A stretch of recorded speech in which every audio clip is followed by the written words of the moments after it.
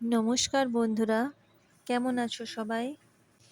আবারও চলে এসেছি একটা নতুন ভিডিও নিয়ে। এটা একটা এমব্রয়ডারি ওয়ার্ক। তো আমার রান সেলাই খুব ভালো লাগে, তাই আমি রান সেলাইটা পছন্দ করি। কোনো ব্লাউজ বা কোনো চুড়িদারের হাতাতে করি সাধারণত। তো দেখো, সেই জন্য আমি একটা ডিজাইন করছি।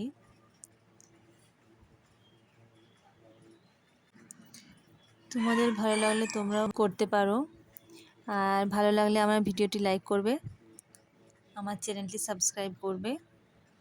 তো দেখো, প্রায় কমপ্লিট হয়ে এসেছে।